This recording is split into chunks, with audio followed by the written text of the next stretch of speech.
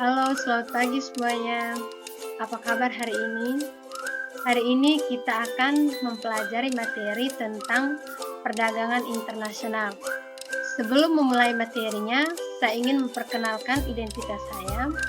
Nama lengkap Maria Christina Boga Azi, biasa dipanggil Tin. Saya dari Fakultas Keguruan dan Ilmu Pendidikan, Program Studi Pendidikan Ekonomi, semester 3. Pertama, kita belajar tentang pengertian perdagangan internasional. Perdagangan internasional adalah perdagangan yang dilakukan oleh penduduk suatu negara dengan penduduk negara lain atas dasar kesepakatan bersama. Dalam perdagangan internasional terdapat dua kegiatan, yang pertama impor dan yang kedua ekspor. Impor adalah kegiatan ekonomi membeli barang dari luar negeri ke dalam negeri. Yang kedua ekspor, yaitu menjual barang dari dalam negeri ke luar negeri. Yang berikutnya kebijakan perdagangan internasional.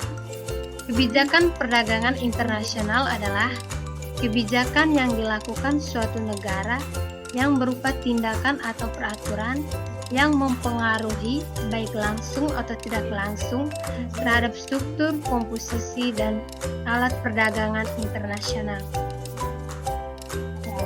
Yang berikutnya tujuan kebijakan perdagangan internasional. Yang pertama, melindungi kepentingan ekonomi nasional.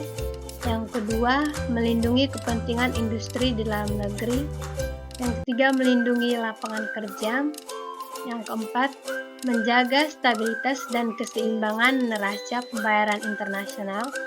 Dan yang kelima, menjaga tingkat pertumbuhan ekonomi. Adapun macam-macam kebijakan perdagangan internasional, yang pertama tarif, yang kedua subsidi ekspor, dan yang ketiga pembatasan impor, dan yang keempat pengendalian pemerintahan. Yang pertama, tarif adalah sejenis pajak yang dikenakan atas barang-barang impor. Yang kedua, subsidi ekspor adalah pembayaran sejumlah kepada perusahaan atau perseorangan yang menjual barang ke luar negeri. Yang ketiga, pembatasan impor adalah pembatasan langsung atas jumlah barang yang boleh diimpor.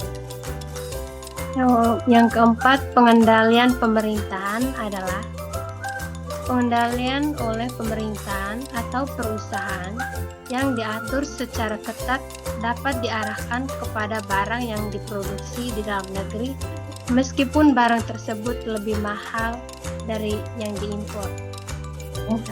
Adapun teori perdagangan internasional, yang pertama, teori keunggulan mutlak menjelaskan bahwa perdagangan secara internasional akan memberikan keuntungan pada suatu negara.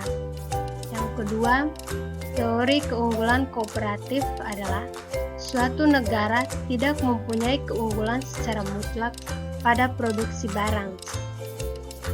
Yang berikutnya, manfaat perdagangan internasional. Yang pertama, memperkuat dan meningkatkan kerjasama ekonomi. Yang kedua, meningkatkan perdagangan barang dan jasa untuk menciptakan suatu sistem perdagangan. Adapun ciri-ciri perdagangan internasional. Yang pertama, menggunakan mata uang yang disepakati.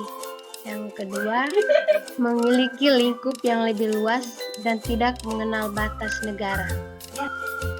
Dampak positif perdagangan internasional, yang pertama, mendorong pertumbuhan ekonomi. Yang kedua, menjadi sumber devisa negara. Yang berikutnya, dampak negatif dari perdagangan internasional.